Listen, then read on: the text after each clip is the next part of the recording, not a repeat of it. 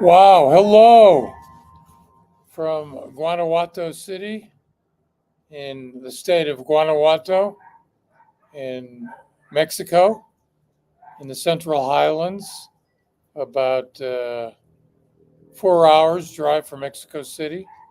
It's a beautiful day here. I'm sitting outside. I hope the wind isn't too much. If it is, let me know. I'll go inside. But before I get started here, I'll take you on a little tour up of my garden. You can see what life is like here for me in Mexico. Very lucky to live in such a beautiful place.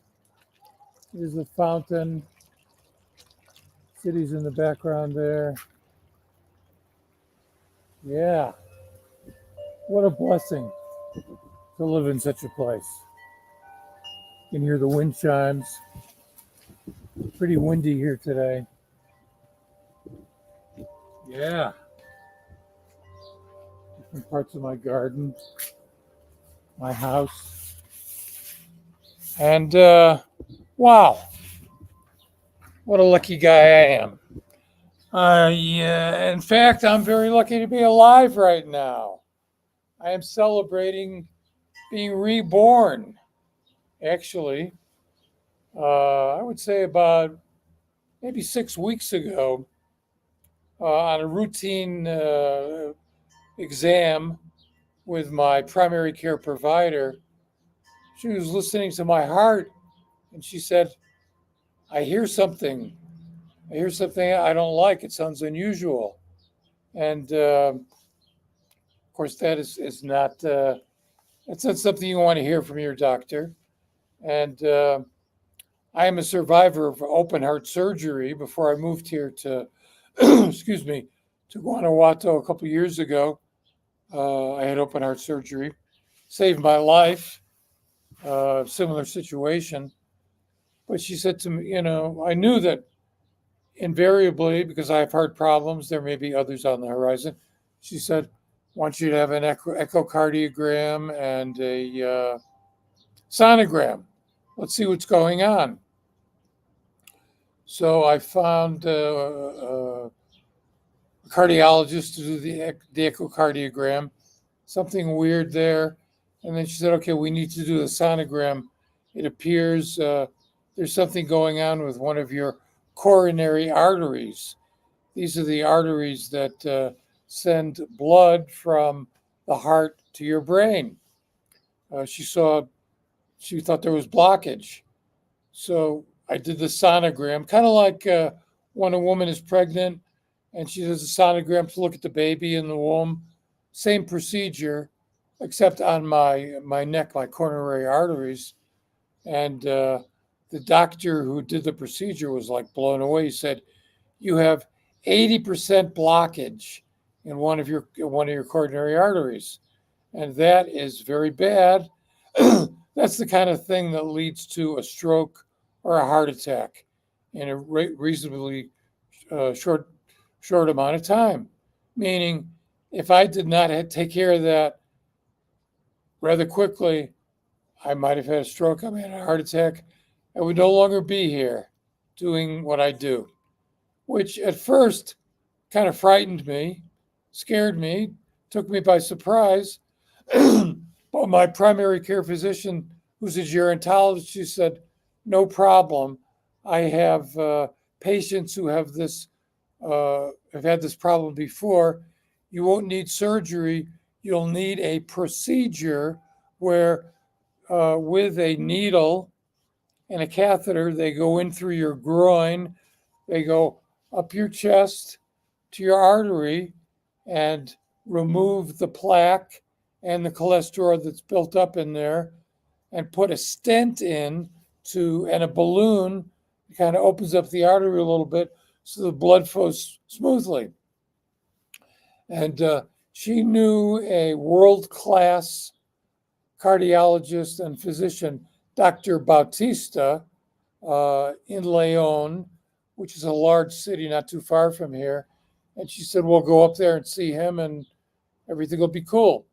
Now, before I moved to Mexico, there was some concern because I have some heart problems. What happens if I have heart problems? Do I stay in Mexico? Should I fly back to the United States? And when this issue was first diagnosed, I said, should I go back to the United States? He said, well, let me meet this guy. And as it turns out, as soon as I met Dr. Bautista, I knew that he really had it together. As sometimes happens in Mexico, it's not like when you need someone, you look in the phone book or on the internet. If you know people, you get connected. And that's what happened here. Dr. Bautista and my gerontologist were friends. So it became like 10 minutes after we were there, it was like family. And I knew that this guy was the right guy to do the procedure. He had done many of them for the past 5 or 6 years. So I felt very confident in his ability to execute the procedure successfully. And also, he was in a very modern hospital. There are two types of hospitals in Mexico. There are public hospitals and there are private hospitals. And there's government health insurance here. So everybody has some type of health insurance. But public hospitals, you sometimes have to wait a long time to do a procedure like this. I didn't feel I had a long time to wait. Also, because I'm over 70 and have an existing condition, I wasn't able to get medical insurance. So for me to do this procedure, I had to pay for it myself. Luckily, I had the money to do this. So we scheduled the procedure. It was a week ago, last Saturday. I drove up to Leon with my partner Sherry, and we went to we checked into the hospital. They did the procedure. It took about an hour and a half. It's not like surgery. I was given a local anesthetic. I was awake during the procedure, just kind of spacey. It took about an hour. He said it took a little longer than usual because the buildup of plaque was very hard. He said it had probably been there for years and was probably hereditary, not something that I could have avoided. 30, 40 years ago, what was happening, that didn't exist. The technology to do this procedure didn't exist. They would have literally had to cut open my neck and do the same procedure, which would take very painful, would have taken a long time to recover.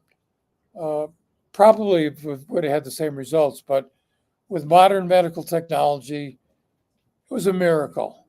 The way this whole thing went down, the diagnosis happening when it did, before it got really serious, although I had 80% blockage, that is really pretty serious. But it was discovered at a point where I could deal with it, finding the right person to take care of it, performing. It was like a miracle. It really was. And literally, when I woke up the next morning, I felt reborn. I felt like I have been given a new lease on life here. I mean, how lucky can you get? And also, I thought about why me? I mean, many people have this problem.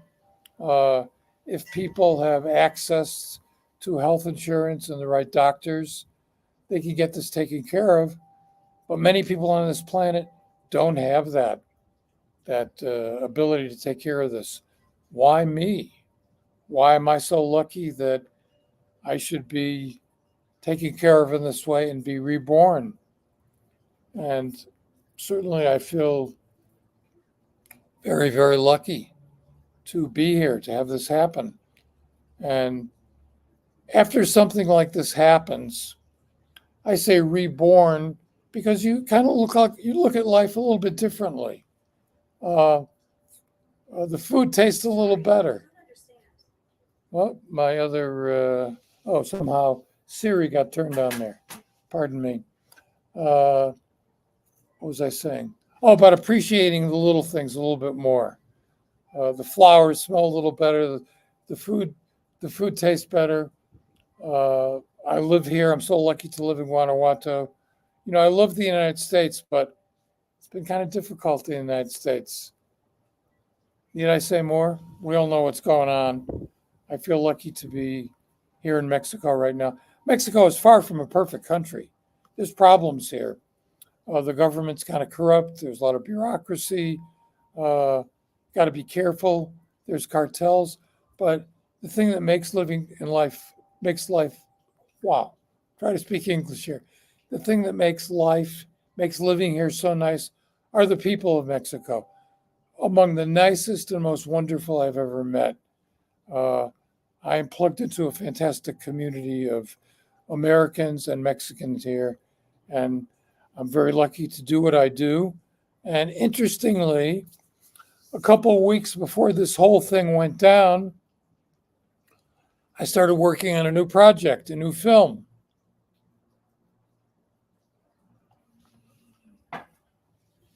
Now, as most of you know, since 2006, I've been the jazz video guy.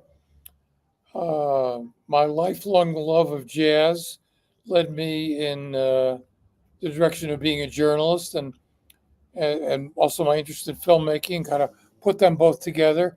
Became the jazz video guy in 2006, uh, working with Billy Taylor and Sonny Rollins and Joe Lovano and Denny Zeitlin and many other people. And with the appearance of YouTube, started producing and posting all these videos. And what a blessing to do that work, which I've loved doing. Loved this music and loved making movies and working with these people.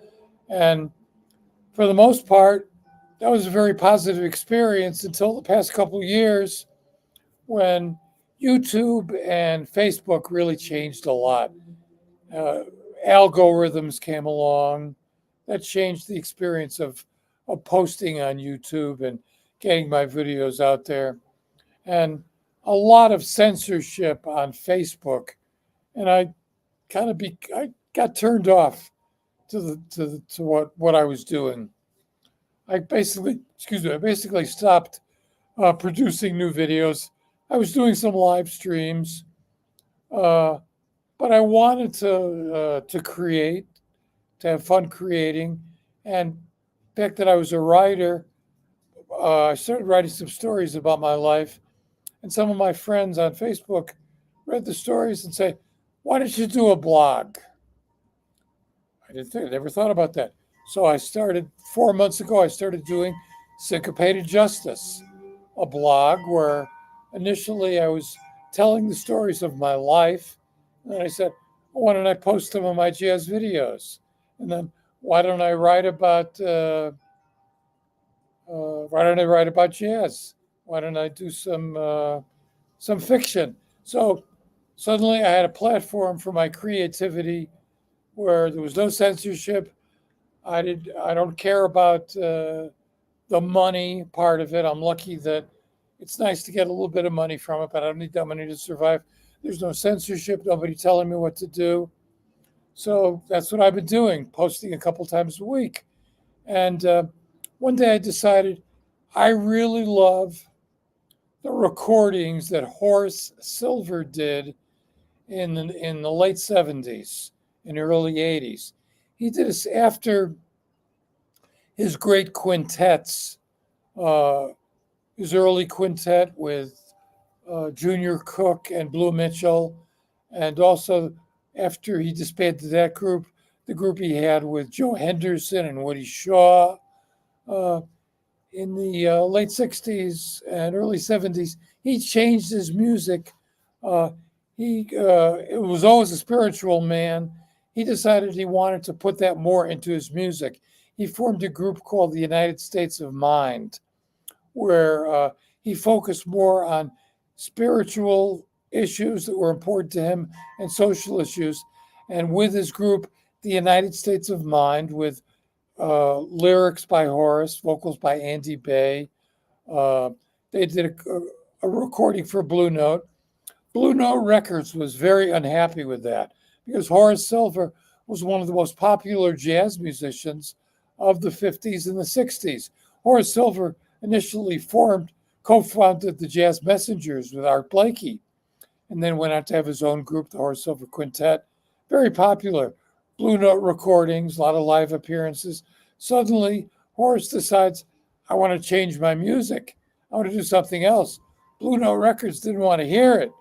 Although Alfred Lyon and Francis Wolff were very supportive of him, Blue Note was going through some changes at that point.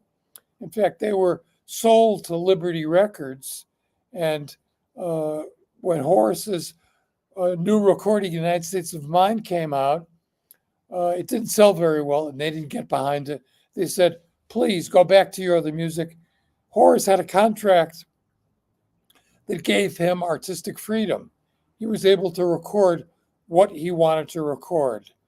By the way, I'm not getting any comments. If anybody has any comments or questions, please ask. For some reason, I don't see them here. In any event, Horace said, I'm going to do 2 more recordings with the United States of Mind. Same thing with those recordings, they didn't sell.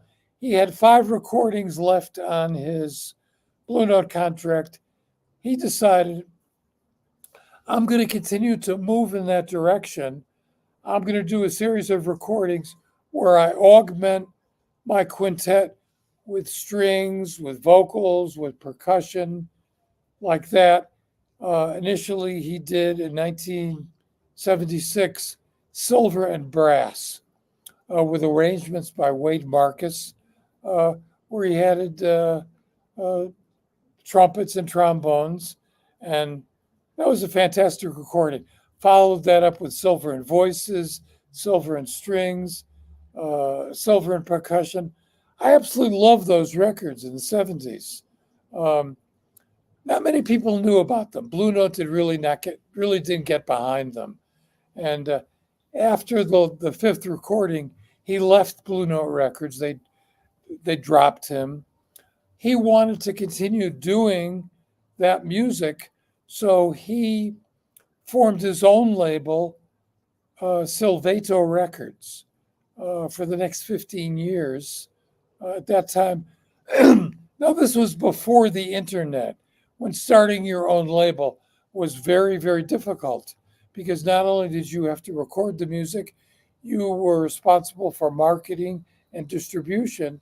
And before the internet, that was very difficult, especially with distribution, because the major labels had the record stores totally locked up. It was very difficult for small record labels to get their music into record stores. You had to go mail order, which is very difficult.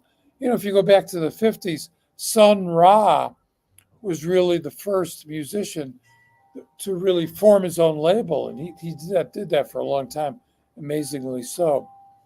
So I knew about these recordings, Silver and Brass, and I always wondered what happened to them. And I met Horace. Hey, Ed Zielinski. I don't know who you are, but thanks for coming in.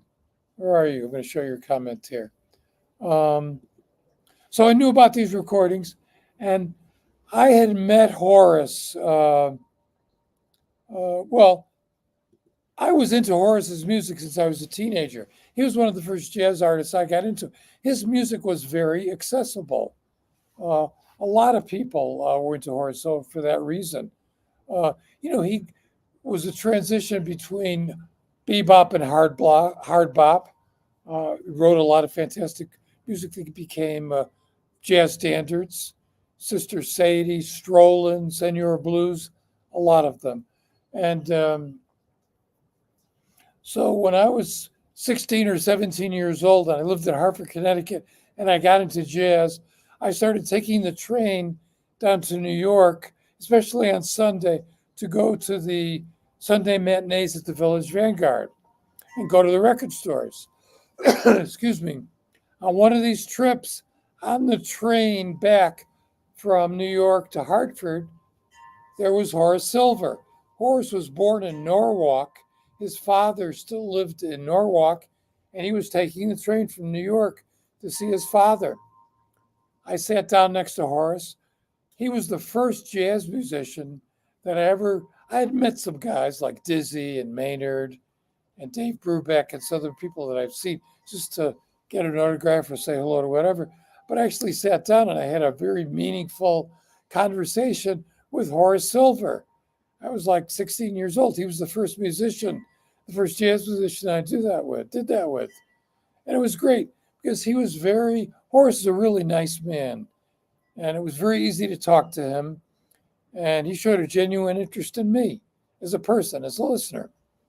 And also, when I became a music journalist in the late 70s, I did an interview with him for Downbeat that, for whatever reason, was not published. So I had met him a couple of times. And at the 2004 IAJE Jazz Convention, some of you might remember these events. They were fantastic. This was the International Association of Jazz Educators. In the 90s and the early 2000s, they had these mega conventions, excuse me, in New York and LA and other places. More than 10,000 people would come. Educators, students, musicians, performances, record labels got involved. They were fantastic.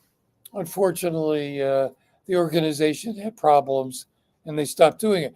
But I met at one of these conventions, Naros GmbH. That's a very interesting name. I have no idea what that means. I saw Horace backstage at one of these conventions. I said, "What happened to those recordings, man? Why didn't they get out?" And he explained to me the situation with Blue Note. And he said, after 12 or 14 years with his label, I left Hartford in 1967 to go to NYU Film School. New York was always my mecca. And after I graduated high school, I ended up there. So Horace did this thing for a while where he had his own label. And then in 93, he said, "I'm just going to do a couple recordings with a major label." So he did It's Gotta Be Funky, where he added, once again, a brass section. But his originals with vocals. He wrote the lyrics with Andy Bay. And he did another recording, Pencil Packin' Papa, and a couple of recordings on Verve, including getting reunited with Mike and Randy Brecker. Mike and Randy were part of Horace's quintet in the early 70s. So he said that Blue Note just never was interested in releasing these incredible recordings he did, and that was the end of it. And I could see that he was really disappointed by that, because every Horace Silver recording is worth listening to for sure. But I really thought that this music was really special. So I wanted to write about it in my blog. And one of Horace's tunes, Gregory Is Here, which he wrote in the early 70s, was on his album In Pursuit of the 27th Man. Mike and Randy were on that recording. And actually, that was the first time I ever heard Michael Brecker on Gregory Is Here. His solo from that just jumped out at me. Sometimes that happens when you listen to music. You hear something new, someone play a solo, and just, who was that? What is that? That happened to me the first time I heard Charles Lloyd Forest Flower with Keith Jarrett solo on Forest Flower. Whoa, what is that? So I was curious, before I wrote this piece, I was curious whatever happened to Gregory. Sadly, Horace had a number of health problems in his later years. He had to stop playing. He had problems with his leg, eventually Alzheimer's, and he passed away in 2014. But I always remembered that son Gregory, whatever happened to Gregory. So I did some investigation, and a friend of mine, Zev Feldman, someone you all should know, who's the as a nickname, the Jazz Detective. Uh, I met Zev when I was doing some video for Concord Records. He was working on some projects with them. Actually, by then he was with Renaissance Records. And what Zev does is he finds recordings that have never been released before. I mean, he's found some stuff with Wes Montgomery and other things, and he puts them out either on Renaissance or on another label. And so I got in touch with him. He said, I know I know about Horace's estate because it turns out he has since then, since he started working as the Jazz Detective, went through the vaults at Blue Note Records, something that Michael Cascuna used to do when Blue Note was reactivated and Bruce Lundvall became the president of the label, and they signed people. That's when they started to go through the vaults and reissuing a lot of the music. And Michael Cascuna, who sadly has had a lot of health problems lately, been kind of inactive. Uh, Zev kind of took over going through the vaults and found this Horace Silver recording that was never released.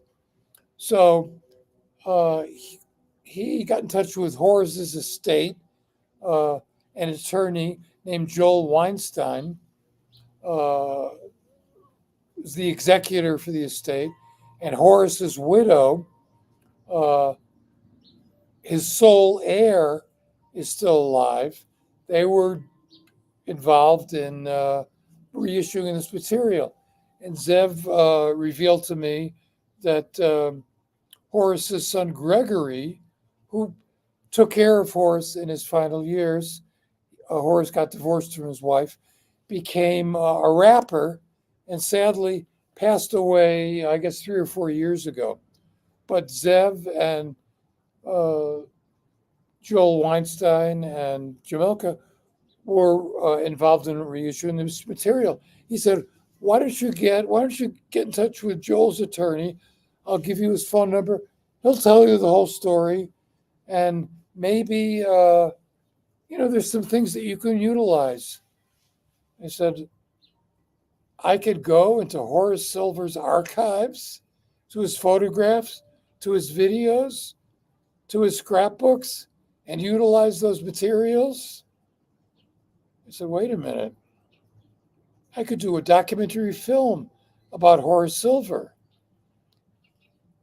One of those light bulb moments where light bulb went off, and I said, let me talk to Joel Weinstein, his attorney, and try to meet with his widow. And within a week or so, I said, I'm going to do a documentary film about Horace Silver. There's an incredible opportunity here. Now, I have done 3 feature-length documentaries in the past about subjects that I felt strongly about. I've done a lot of short videos. Obviously, jazz is like a really important part of my life. And I've done a lot of short films, and I've been blessed to work with some of the best artists in the world, like Sonny and Billy and, many, many others. And but the feature-length documentary, that's a different form. My first feature-length documentary was in 2013. I did a documentary about a big band trumpet player named Paulie Cohn, who was 96 years old and moved to Florida and led a big band in Fort Lauderdale, Florida. Interesting fellow, still a great trumpet player. Interesting story. I mean, most people when they're in their 90s don't lead big bands and keep playing. So I did a film about Paulie, which I crowdfunded. I used Kickstarter. There wasn't a giant budget, but I was able to do it. And the film was shown at film festivals. Interestingly, what I just found out 2 days ago, lately, I've been listening and watching the videos of Emmett Cohn and Patrick Bartley. And if you don't know their music and you haven't watched their videos, please check it out. Emmett Cohn is a really excellent pianist. Patrick Patrick Bartley, who is from Fort Lauderdale, is the most exciting alto player I've heard in years. It turns out he's from Fort Lauderdale. He played in Paulie Cohn's big band. Little did I know that.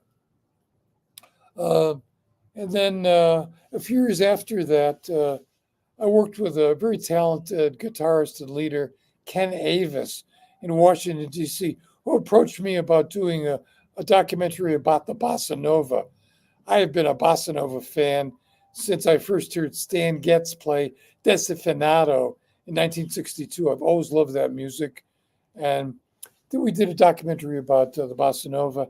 And then when I was living in Tucson in 2017, my dear friend Jimmy Heath, the late Jimmy Heath, uh, I was very, very lucky to know Jimmy and Percy, and sadly Tootie, who just passed away a couple of years ago. Uh, okay, well, thank you, Ed. I appreciate you saying that, and yeah, all those things. Uh, but Jimmy came to Tucson, Arizona, to work with the students at the Tucson Music Institute. Yes, Emmett and Patrick are both amazing. There's no doubt about that. Uh, so I went over to see what Jimmy was doing. I said, "Here's another 90-year. I'm doing another film about a 90-year-old guy working with these teenagers, a master musician, and here are these apprentices learning from him." So I did a film called "Passing the Torch" with Jimmy, and same thing. Crowdfunded the film. Uh, Ended up at some film festivals. All the stuff is on YouTube. You can watch it for free now. And so I decided I'm going to do the same thing. I'm going to tell Horace's story. So I had to basically sell myself and the idea of the film on with Joel Weinstein and Jamela, who's Horace's widow. I met with them via Zoom. I haven't actually gone to New York yet. I'm still down here. And they loved the idea. And I decided that, well, I had done some interviews about Horace before. Uh, I guess maybe about 10 years ago, 12 years ago. Um, I was utilizing Google Hangouts to do live group chats. And one of them was on the subject of Horace. I did a live hangout with Randy Brecker, Todd Coolman, the bassist, Larry Ridley, another bassist with Horace, uh, Alvin Queen, a drummer, and John Burr, all these guys that play with Horace. We had a lot of fun doing that. And also, the late Mulgrew Miller was a friend of mine. When he came out to Tucson in 2008, I did an extensive interview with him. We talked about a lot of pianists. He had some interesting things to say about Horace. So I already had some existing content. So I decided, as I'm going to put this film together, I'm going to do more interviews, but I really wanted to focus on Horace Silver's spirituality, because I mentioned earlier, uh, in the late 1960s and early 70s, his music changed. He really got more into that direction. I wanted to find out why. What was it that led him to change his music? And how did that spirituality affect his creativity? So when I mentioned this to his widow, she said, "I'm glad you said that, because Horace was a really spiritual guy. He was a very private man. He really did not talk about that with many people, but that was really an important part of his life and his music." So she said, "I think it's great. Let's do the film. I'm going to go into the archives. When you come up to New York, we will go through the archives together. There's a lot of content that you can use in there." And as it turns out, Horace's attorney, Joel Weinstein, his specialty as an attorney are rights issues. Now, as many of you know, any who are involved in this music, getting the rights to use music is a major hemorrhoid. Very, very difficult uh, for record labels who control rights, for movie studios who control rights. Uh, there's a certain amount of video of Horace performing uh, that was shot at the Newport Jazz Festival, at the Antibes Jazz Festival. Um, he did a program in 1970. There was a program on NET called Soul, produced by and hosted by a man named Ellis Haslip.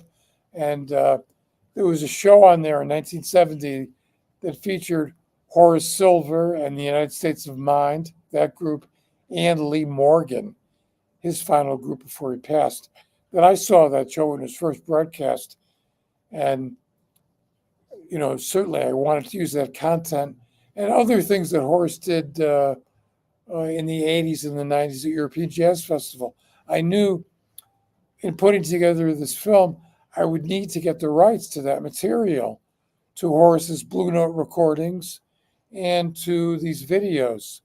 So lo and behold, Joel Weinstein, the attorney, the executor to Horace Silver's estate, says, don't worry about that. I'm going to handle that, and we're going to put this together in a way where you're not going to have to pay a lot of money to use Horace's music. Now, several years ago, what used to happen, and still happens in some ways, when musicians record, they don't own the rights to their masters. They may own the publishing if they write the songs, as Horace did, but the record labels own the masters. The great R&B singer Sam Cooke and Ray Charles were two of the first artists back in the 50s and early 60s who negotiated to get their rights to their masters. And for all the years that Horace recorded with Blue Note, he did not own his masters. So the first thing that Joel Weinstein did as the executor to Horace's estate was to get Horace's masters from Blue Note. So he owned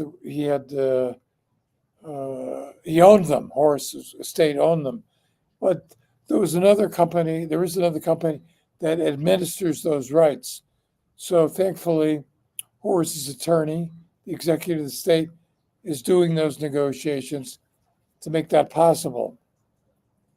So with that music, with the interviews, with the things from the archives, I said, there's a possibility here of doing a really exciting documentary film. And then I remembered I have a friend who is an alto player, and he's also an animator. In the past I've done a few projects with him involving animation, and he lives in LA. His name is Alan Mosquita, and he loves jazz. He's an animator. And I said, it would be really cool if I could use animation in this Horace Silver documentary. Because, there have been some great documentary films about jazz musicians that have been done. A friend of mine, Sam Pollard, who used to edit some of Spike Lee's films, recently did a film on PBS about Max Roach. If you're familiar with civil rights documentaries that on PBS, he did the series Eyes on the Prize. There's also a documentarian, Stanley Nelson. He did the documentary about Miles Davis that was on PBS. And those documentaries reach a much larger audience, something that I would like to do, certainly, with this Horace Silver documentary. And I wanted to include this animation. I believe that would take the documentary to the next level, make it more interesting for PBS and some of these outlets to reach a larger audience. So I budgeted my documentary because of the cost of the animation. Of course, Alan is very interested in doing this. He loves Horace Silver, but animation is a very labor intensive process. It's not easy to do, it takes a long time, and it's not inexpensive. Um, that part of the documentary is budgeted at $40,000. The entire budget for the documentary is $75,000, which is a whole lot of money for me in the world of show business. In the world of documentaries, $75,000 is a lot. It's not a lot, but my previous documentaries uh, have topped out at like 20, 25,000. The last documentary I made, uh, They Will Not Replace Us, which was about anti-Semitism in America. uh, I was able to tap into the Jewish community to finance that, which is how I raised the $25,000 to do that. Now it's a different story. I'm suddenly at the beginning of this journey to raise a whole lot of money. And it's not going to be easy, and it's going to take a long time. I believe that this film is probably going to take a year to a year and a half before it actually gets released. Uh, these unreleased recordings that I mentioned that have been in the Blue Note vaults, we're going to try to release the film and the Blue Note recordings at the same time. And hopefully that will allow Blue Note to get involved in the marketing of the film. I also intend on cutting up the film into a series of podcasts uh, and repurposing the content so that more people will come to it. And then also, uh, we're living in an era of diverted attention spans, and people want to watch shorter videos, hence the popularity of TikTok. And of course, YouTube and Facebook, seeing the popularity of TikTok, put their emphasis on shorter videos as well.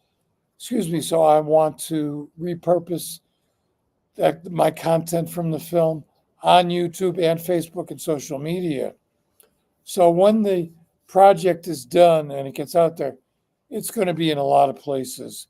It's going to be a feature film that I hope will be at film festivals, jazz festivals, put in jazz education programs, show it on European TV, Japanese TV, also have the podcast series to bring people to it, put it on social media. It's a big project. It's a big plan. So this is what I'm doing and I will be doing. And thankfully, I've been reborn, and I know this is my mission to do this. And I wondered, why am I here? Why am I surviving? Why have I been giving this new lease on life? And I guess it's because I'm supposed to be doing this work. I'm supposed to be doing this film. And what an honor and what a groove to be working with the music of Horace Silver, because Horace Silver is a really special man. The first thing I did when I decided to do this was read his autobiography, Need to Get to the Nitty Gritty, which you could get on Amazon. Not the best autobiography, but certainly a lot of fascinating details. And learning about this new music and listening to it, wow, I'm so lucky. So that's the story of how I've been reborn and how I've started to work on It's Got to Be Funky, the life of music, the life and music of Horace Silver. Crowdfunding is like when Bernie Sanders ran for president in 2016 and did not have a lot of money. He crowdfunded his campaign and raised a lot of money because people believed in him and just sent in 15, 20, $25. And because so many people did that, he was able to raise the money to do the campaign. I'm not going to go into the story of why he did not become the nominee. He should have, and there would have been no Trump. Well, anyway, going to forget about that. And anyway, I'm counting on jazz listeners, people who dig what I do as the jazz video guy, people who love Horace Silver. If you can, jump over to it'sgottobefunky.com. Give me $10, $20, whatever you can afford. If you cannot afford to do that, I understand people cannot put in money sometimes. Please take the link to the crowdfunding site, put it in your timeline on Facebook. Say, Bret Primack, the Jazz Videos guy, is doing a film about Horace Silver. Please help if you can, and put that It's Got to Be Funky link to the fund to GoFundMe so that I can get a little bit of money. And that's how it's going to build, folks. $15, $20, $25. It's going to take me a long time to do it, but I'm taking my time to work on the film because it's, I think, the most important project I've ever done. And for me, creatively, the biggest challenge. I don't want to do your typical documentary with a lot of talking heads and a few performance clips.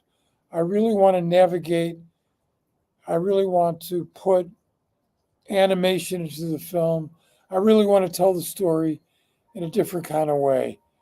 And that's what I'm going to be doing. So that's the deal. If anybody has any questions, comments, this is the time to let me know. I'll probably see them here. If not, I want to thank you for stopping by or watching this video after I did it. I'm going to be doing regular updates on Facebook, on YouTube, and on my fundraising page to highlight some of the interviews. I've already interviewed Billy Cobham, who played with Horace in the same band as Randy Brecker. I've also done an interview with Randy Brecker. So I'll be putting up clips from that. And coming up as Ron Carter and a lot of great people who played with Horace. And some of these videos that have not been seen. After I announced this on Syncopated Justice the other day, a really great baritone player who lives in New York that I met when he played with Bobby Minster's big band, Frank Basile, wrote to me, and he mentioned something I didn't even know about. In 1968, CBS produced a 90-minute special after the assassination of Robert Kennedy that featured many jazz artists, the Thad Jones Mel Lewis Jazz Orchestra, I forgot the list of other people, and Horace Silver, and they played live on TV. The sole existing print of that performance exists in the William Paley Archives, which used to be called on 53rd Street in Manhattan, the Museum of Broadcasting. It's now the William Paley Media Center. So I'm going to try to get the rights to license that recording, that video that features, that it's hardly ever been seen, that features the band with Randy and Benny Maupin and John Williams on bass and Billy Cobham on drums. So I did an interview with Billy Cobham a couple of weeks ago in Switzerland. Of course, we all know Billy Cobham. I initially got hip to Billy through Horace, but then Billy was one of the founding members of the Mahavishnu Orchestra with John McLaughlin, one of my all-time favorite groups. And I was so lucky to be around in that early fusion period, living in New York City, being there when Miles released In a Silent Way and Bitches Brew, What's Going to Happen Next? And then suddenly we had the Headhunters, and we had to Return to Forever, and we had Mahavishnu Orchestra. And I Saw them all live. Weather Report. I saw a performance by the Mahavishnu Orchestra. I don't know what it was, 72, 73, at Wesleyan University. Wow, incredible to see. They were so intense and so powerful. They blew out the electricity after 20 minutes. It was incredible. Uh, Thank you, Billy. I appreciate your kind words. Uh, I know I'm doing the right thing. You know, John Coltrane once said, "I want to be a force for good." There are a lot of forces that are for evil out there. He wanted to do something positive. So do I. And I know that's what I've been doing. And I'm going to keep on doing it. And thank God I'm still alive. And as long as I'm here, this is exactly what I'm going to do. I'm going to keep on making more videos. I'm going to keep on writing about this. I'm going to keep on supporting this music. People have been very kind to me, very supportive. And I'm really excited about the music. You know, I don't live in the United States anymore. I don't get back so often. I watch the nightly live streams from Smalls and Mesro. I know what's happening in that part of the music. And with the onset of the pandemic, Emmett Cohn, who's really a superb pianist, who's really into the tradition of music, started doing his live streams. One of the people he started working with is Patrick Bartley. They've been releasing some incredible videos, man, that you really got to check out. Uh, so the music, there's so many people playing this music on the planet. It's a very difficult music, yet it survived. It keeps going. There's a lot of young people involved in it. I am extremely optimistic about the future of this music.